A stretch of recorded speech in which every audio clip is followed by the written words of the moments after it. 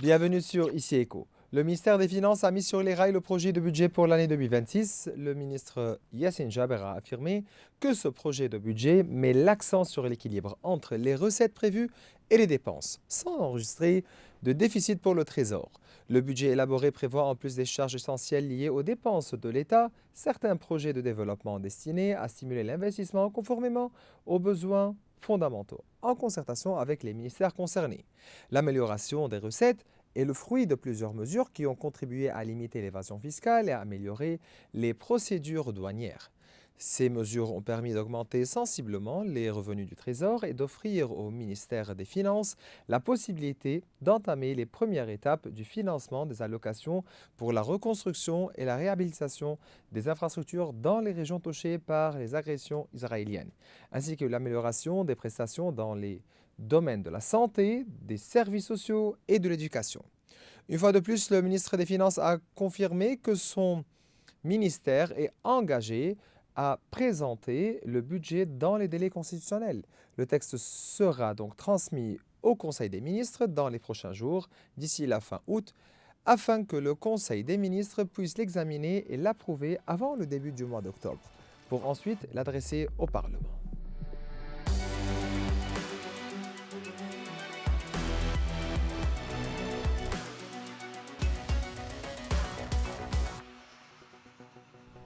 Durant cet épisode, nous suivons les principaux dossiers économiques et financiers, notamment la préparation du budget 2026, la phase de reconstruction et d'autres sujets avec le professeur d'économie à l'Université libanaise, Jassem Arja. Toujours un plaisir de vous recevoir, professeur Arja. Plaisir est pour moi, merci. Donc voilà, tout d'abord, la déclaration du ministre des Finances au sujet du projet de loi du budget 2026.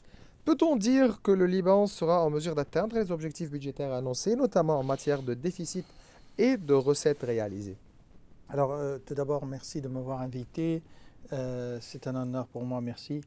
Alors, le ministre des Finances, c'est quelqu'un qui est bien, je pense. Il a essayé de faire de son mieux en préparant le budget, surtout dans les délais administratifs et constitutionnels. Aussi, il a essayé de faire le mieux de ce qu'il peut. Mais globalement, en fait, il ne peut pas faire des miracles parce que tout simplement, donc, la situation n'est pas encore terminée, que ce soit au niveau militaire ou au niveau même économique et financier. Et par conséquent, le budget qui va sortir, ça va être comme une sorte de continuité améliorée, bien sûr, puisqu'il a travaillé le ministre là-dessus, une continuité améliorée par rapport à l'existant, c'est-à-dire le budget de 2025 et le budget de 2024 et ainsi de suite. Je pense que honnêtement, donc non, la réponse à votre question, on ne sera pas en mesure en fait de rétablir un équilibre. Mais le ministre Yassine Jaber affirme que le budget 2026 sera équilibré entre recettes prévues et dépenses et aucun déficit ne sera enregistré. Alors, Monsieur Maurice, est-ce réalisable? Vous êtes économiste de formation et vous savez très bien, il y a deux types, je dirais quelque part, pour le chaos financier. Alors, il y a bien sûr le déficit chronique qui se trouve au niveau du budget, mais deuxièmement, il y a un problème qui est plus grave, c'est le gap qui se trouve entre les intérêts réels et la croissance réelle. Et quand ce gap est important en faveur des intérêts réels, dans ce cas, on a un problème.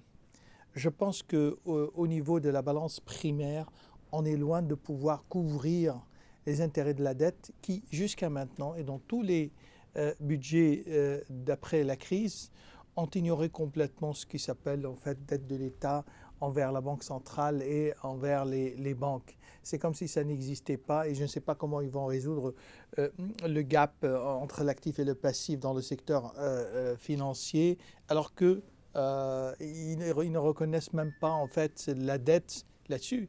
Je pense d'une façon ou d'une autre, le budget en fait rencontre deux problèmes. Le premier, c'est qu'il ne tient pas en compte tout ce que l'État doit à des parties tiers, c'est-à-dire d'abord l'électricité. En doit au gouvernement irakien à peu près de l'ordre de 2 milliards de dollars américains. Et ça, on commence à le réclamer. Hein. Et deuxièmement, en fait, le deuxième problème, c'est un problème plus profond.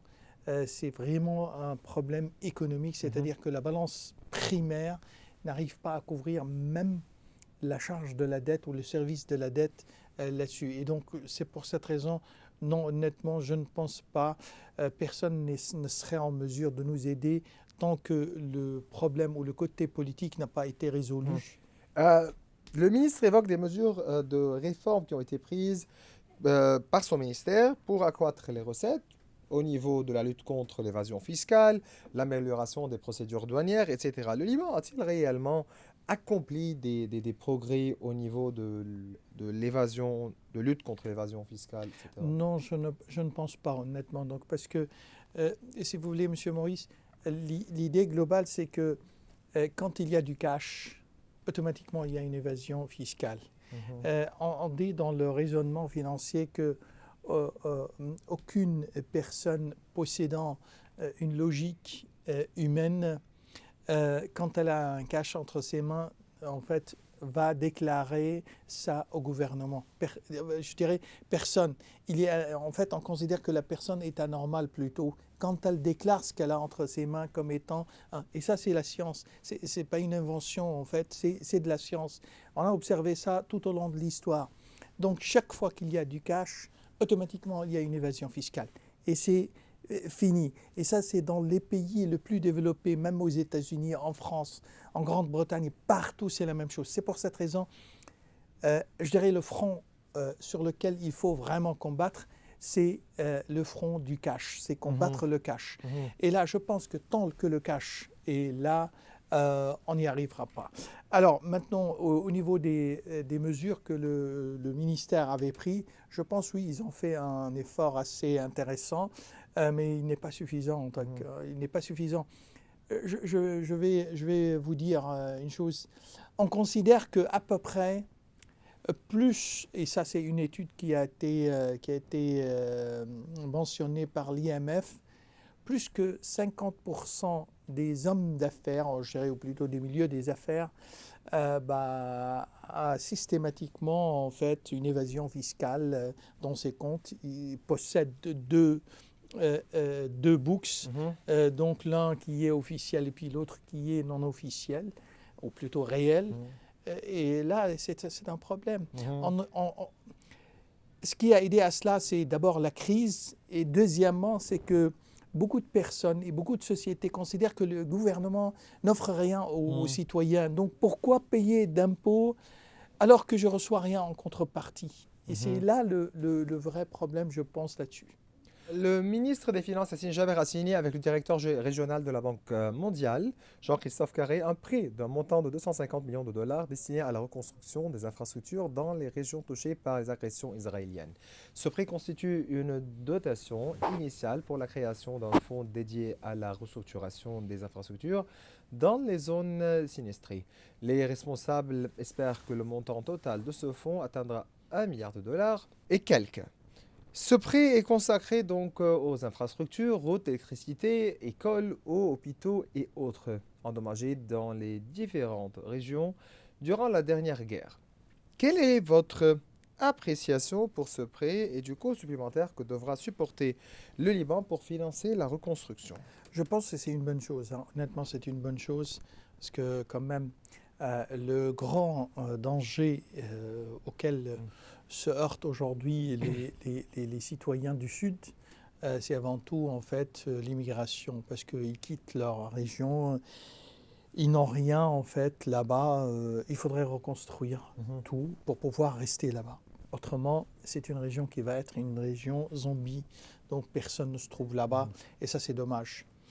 Mais la réalité, elle est encore loin, en fait, même malgré le fait qu'on a signé ce prêt. Vous vous rappelez de l'histoire de l'électricité?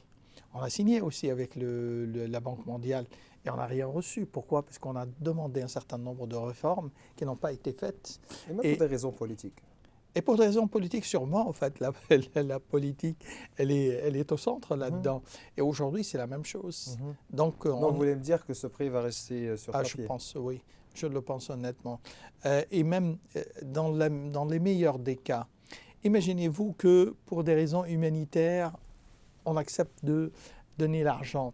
Est-ce que vous avez une garantie Non. que Israël ne va pas bombarder ce Donc, qui a été fait? vous me dites que sans les armements du Hezbollah, il n'y a pas d'argent qui va arriver au pays pour la Je reconstruction. pense que c'est purement politique et c'est là où ils tiennent le Liban par le bras qui fait mal. Hein. Mhm. Donc, ils sont en train de faire pression sur ce côté. Ils savent que le Liban a besoin d'argent.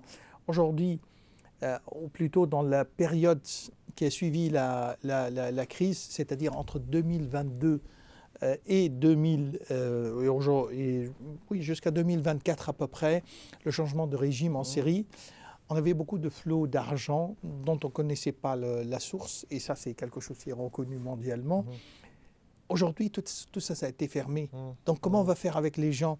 Écoutez, Monsieur Maurice, il y a des gens qui profitent de cet argent dont on ne connaît pas La source. la source, mais ils profitent d'une façon innocente. C'est-à-dire que si un employeur est corrompu, il est en train de blanchir de l'argent, ça ne veut pas dire donc que l'employé, le bonhomme là qui travaille chez lui, il est lui-même en fait là-dedans. Mais pourtant, il profite de cet argent. Cet argent. Et donc, comment on va faire? Est-ce que le gouvernement est capable de remplacer cet argent en offrant d'autres opportunités à ce citoyen? Je ne le pense pas, honnêtement. C'est pour cette raison, je pense qu'ils ont réussi quelque part à faire un clos comme une sorte de boycott, donc pour pouvoir faire entrer de l'argent là-dedans, et même au niveau des transferts, du transfert plutôt d'argent au Liban, c'est pas si simple que ça.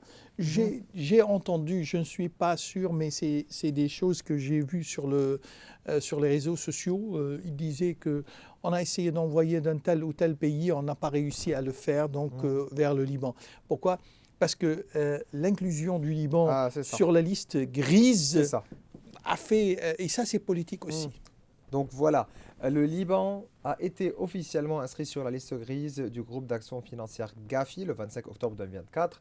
Le pays donc est-il proche de sortir de cette liste ou du moins d'éviter de passer sur la liste noire? Quelles sont les conditions de sortir de cette crise et de cette liste? Alors, l'idée principale, c'est que tant qu'il y a du cash sur le marché, tant qu'on est sur la liste grise, hors de question que ça soit autre chose. C'est pour cette raison, en l'absence de mesures gouvernementales, la Banque centrale avait déjà pris une mesure en signant avec Cato Integrity, donc cette société américaine, dont le but c'est vraiment de réintégrer le cash qui se trouve sur le marché dans le secteur bancaire, mais bien sûr le cash qui est propre. Et donc là, ils ont fait une division en 3 catégories, donc vert, jaune et puis rouge. Rouge sera complètement exclu. En revanche, les 2 autres, le vert c'est normal que ça rentre dans le secteur financier, alors que l'autre, il doit vérifier quelque part l'origine des fonds. Je ne pense pas en fait qu'on est proche de sortir, mais c'est pas ça peut-être le but ou l'objectif de la Banque centrale. Il faudrait savoir qu'on n'a rien fait depuis 2024 ou même, je dirais, depuis 2023 quand ils ont commencé à crier que faites attention au cash, faites attention au cash, faites attention au cash. Jusqu'à maintenant, on n'a rien fait, rien. Alors, je vais vous le dire.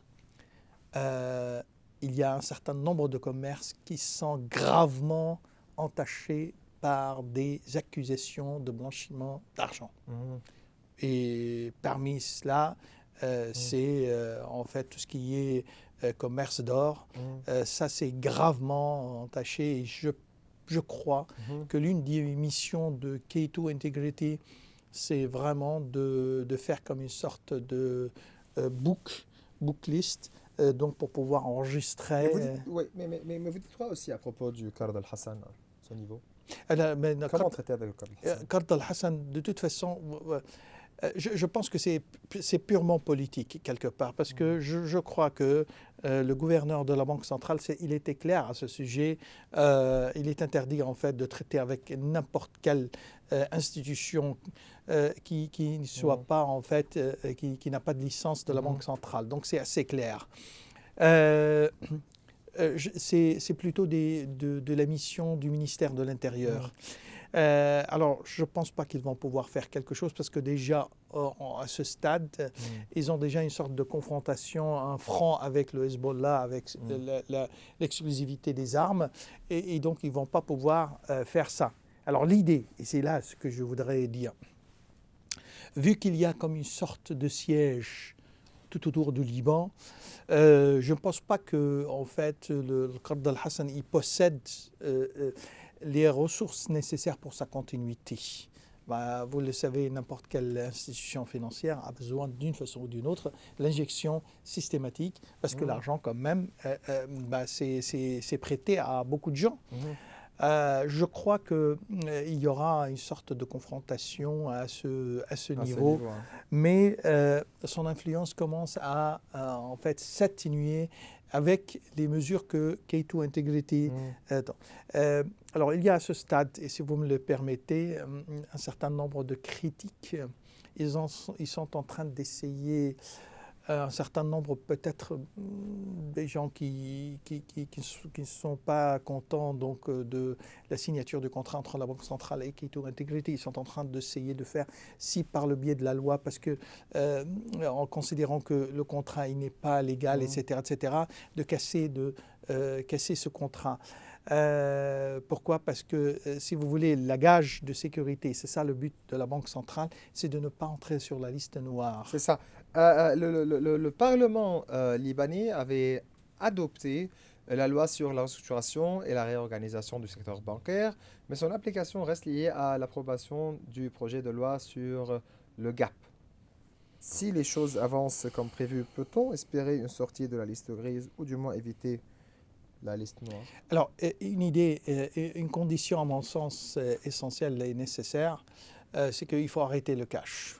Pour sortir de la liste grise, il faut arrêter le cash. Alors, le problème, si tu interdis le cash en tant que gouvernement, mais alors, après, qu'est-ce que vous allez faire? Quelle est l'alternative pour le citoyen? Comment vais-je payer, moi, mes achats? Il me faut un secteur bancaire qui soit une alternative, donc à tout ce qui est cash.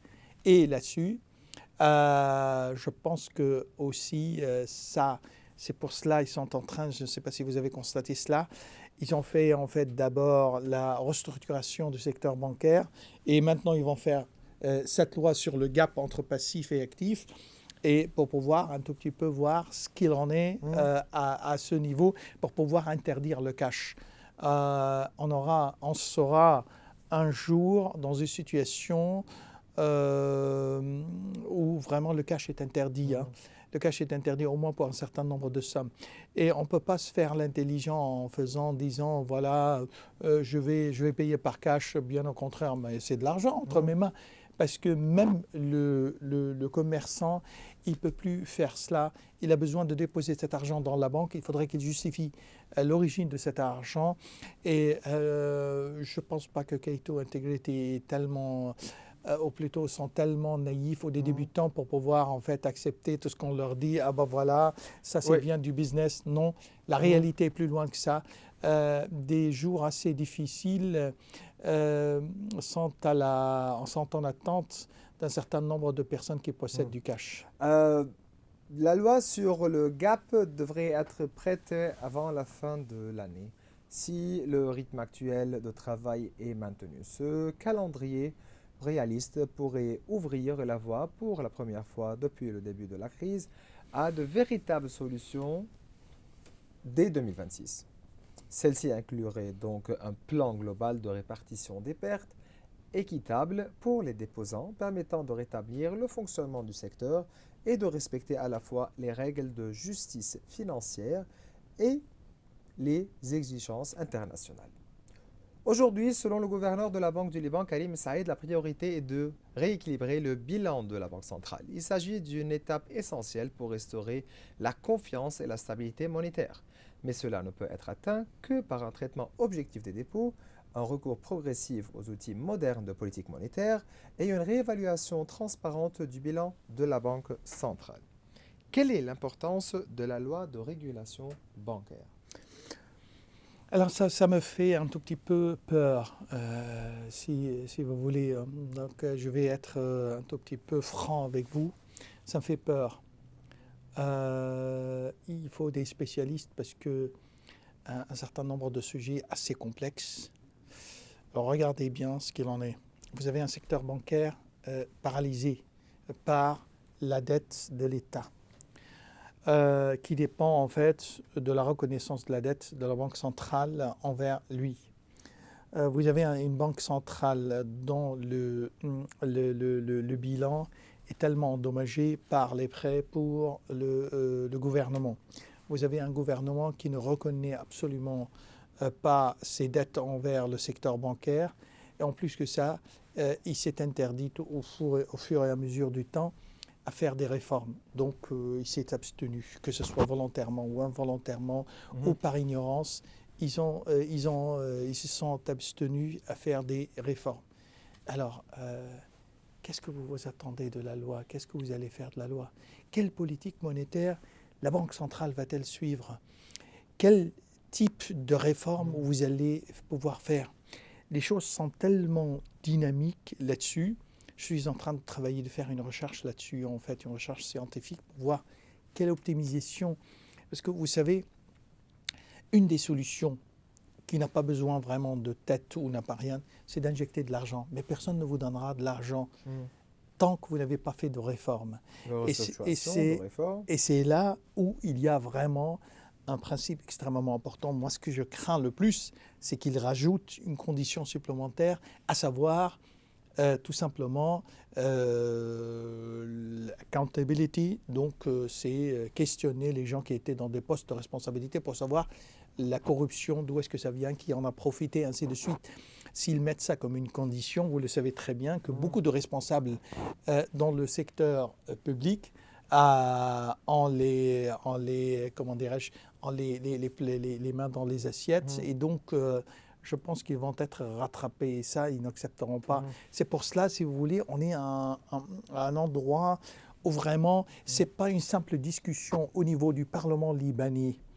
Donc la majorité des députés ne sont pas des experts en finance, ne sont pas des experts en économie, donc ils ne savent pas l'importance, par exemple, de savoir ce pouvoir donc de contraintes temporelles au niveau des finances publiques pour pouvoir voter une telle loi. Et donc, il faudrait d'une façon ou d'une autre un certain nombre d'experts vraiment, mais au niveau international, pour pouvoir vraiment aider à se faire. Au niveau du gap, le ministère a évoqué un consensus pour répartir les responsabilités entre l'État, la Banque centrale et les banques, selon les capacités de chacun. Quel est votre avis? Ça, c'est pas très précis. Donc ça, c'est... comment dirais-je, à la libanaise un tout petit peu, à la méthode Abu Melhem. Donc ça marche pas. Ça marche pas. Celui qui a commis une infraction à la loi contre l'argent public ou l'argent des déposants, il faudrait qu'il soit d'une façon ou d'une autre sujet à au moins à la limite un questionnement. On le questionne. Pourquoi ça s'est arrivé? Il faudrait le faire. On ne peut pas le faire. La détermination des responsabilités, c'est quelque chose d'extrêmement important. Aujourd'hui, on considère que tout le monde, ça veut dire que tout le monde. Non, ce n'est pas vrai. Il y a des gens qui ont commis des vrais crimes au niveau donc des finances publiques. Là, il faudrait que ces gens soient, à mon avis, sujets à un questionnement de la part de la justice. Non, ça ne marche pas comme ça. Ça ne marche pas. Vous avez une catégorie qui n'est jamais mentionnée. C'est la catégorie des gens qui ont profité des chèques bancaires, discounted. Vous avez les gens qui ont profité de Saidafa, donc pour faire...